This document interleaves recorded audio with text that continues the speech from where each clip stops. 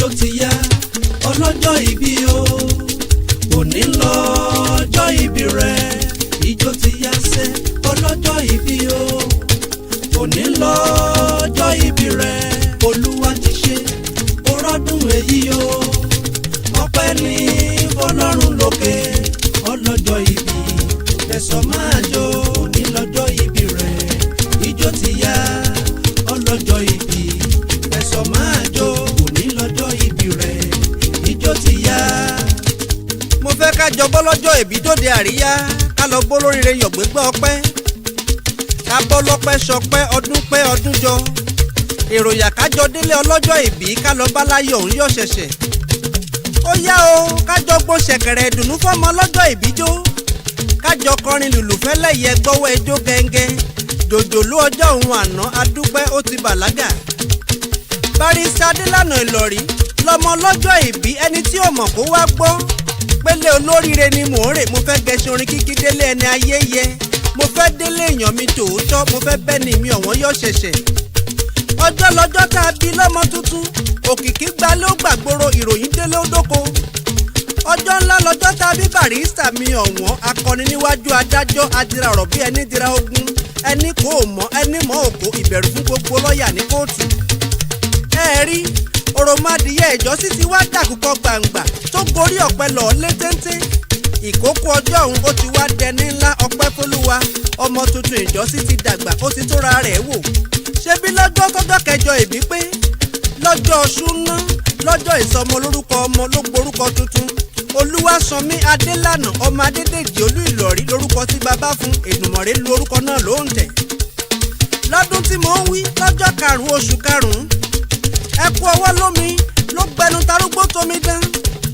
bí wọ́n ti ń kí ìyá tó ru ọmọ sínú ni wọ́n ń kí bàbá tó gbomirin ọgbà àjàrà tó sì dọmọ tí yeye ọmọ fi bímọ tuntun ẹ jọ̀ọ́ ẹ jájọ pàtẹ́wọ́ fún dádì àmọ́ mi pa ká ṣe rí ọmọ kó dọmọ ká tún wá bímọ ká tọ́jú ọmọ kọ́mọ dúró re iṣẹ́ gidi lọ́wọ́ ńbẹ̀. Barrister Adélànà Ìlọ̀rí mọ jayé ẹ lọ ìwọ ló nígbà ó wu ọba lókè ló dá ọ sí mọ jayé ẹ lọ ikú kankan ò ní ọ pa ọmọ arílé ńlá yan ká ọmọ arílé ńlá yan fandafanda Barrister Adélànà Ìlọ̀rí sámọ mílíkì ìwọ lójú olúkùn lóye tí ń bẹ́ mi òjò awógbèmí ń jórúkọ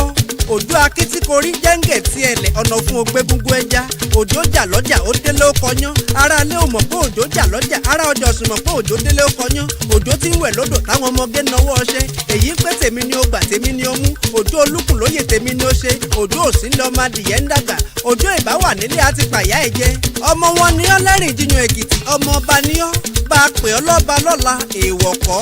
ọmọ ẹkùn ọmọ wa amọ́mọrúbọ kéye rẹ̀ kárùfín ọmọ ọba tí fọlá yan ọmọ ọba òjìwàjìwà ìlẹ̀kẹ̀ ọmọ olórí àìrèrùkẹ́ dádé àkún ọmọ ọ̀gẹ̀dẹ̀ ọmọ ìbọ̀rọ̀yìn nílé bàbá tó bí ọlọ́mọ ìwọ lọ́mọ amúbọ̀rọ̀yìn jẹ́ ṣú ọbùtún ẹ̀rù jẹ̀jẹ̀ ọmọ apanájaré amọ́lẹ́sẹ̀ bí àlàárì ọmọ rò tó ń dún womúwomù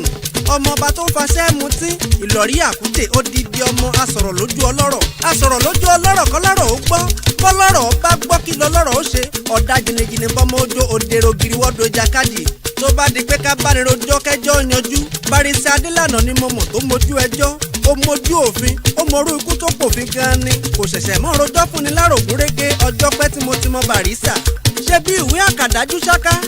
lórí ẹ̀kọ́ ìmọ̀ òfin ló jẹ́ kí Barrister Adé ó fọmọ yọ ẹni adájọ́ ń kọminú rẹ̀ ní kóòtù òfin ni bẹ́jọ́ bá rújú títúni lọ́wọ́ ọmọ ọba ká gbọ́mọ bàfọ́sùn ti ẹ̀kọ́ ẹjọ́ tó yege ní bánirò ní kóòtù ojú òsì fún Barrister Adélànà Ìlọ̀rí bẹ́jọ́ bá dé ó gbójú ó gbónu bẹ́jọ́ bá dójú ikú mo mọ Barrister gidi ó lè po eégún lójú ó lè ti òṣàláyà ọpọlọ ń bẹ ìmọ̀ ń bẹ ìrírí ń bẹ fún Barrister Adélànà Ìlọ̀rí kó tó kẹ́kọ̀ọ́ gboyè nínú ìmọ̀ òfin ló ti kọ́ gboyè mọ̀ nínú ẹ̀kọ́ ìtàn orírun tí wọ́n ń pè ní history Barrister Adélànà Ìlọ̀rí ó ń bá ní talẹ̀ ó ń ralẹ̀ ó ń bá ní ralẹ̀ ó ń talẹ̀ pẹ̀lú ìlànà òfin tó dúró re Barrister Adélànà Ìlọ̀rí ó ṣe é fẹ̀mí tẹ̀ Barrister Adélànà Ìlọ̀rí bó ti ṣe ni ọmọ ṣe lọ orí gbogbo ọ̀jẹ̀ wẹ́wẹ́ àwọn mọ̀jẹ̀sí akẹ́kọ̀ọ́ tó ti ràn lọ́wọ́ wọ́n mọ̀ ṣàdúrà fún ọ pé kó pẹ́pẹ́pẹ́ bí Olúmọ kó dàgbàdàgbà bíi tara òórọ̀ òní ti kékeré kú Barrister Adélànà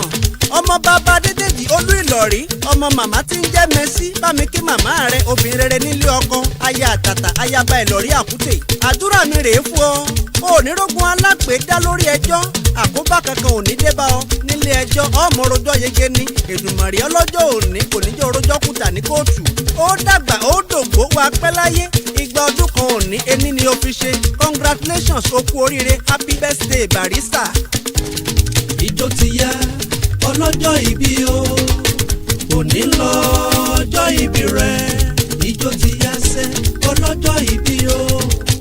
òní lọ́jọ́ ìbí rẹ̀ Olúwa ti ṣe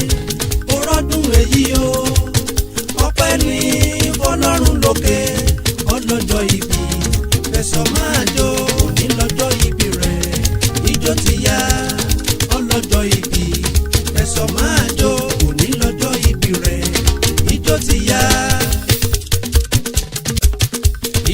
yá ọlọ́jọ́ ìbí o òní lọ́jọ́ ìbí rẹ̀ ijó ti yá sẹ́ ọlọ́jọ́ ìbí o òní lọ́jọ́ ìbí rẹ̀ Olúwa ti ṣe ọrọ́dún èyí o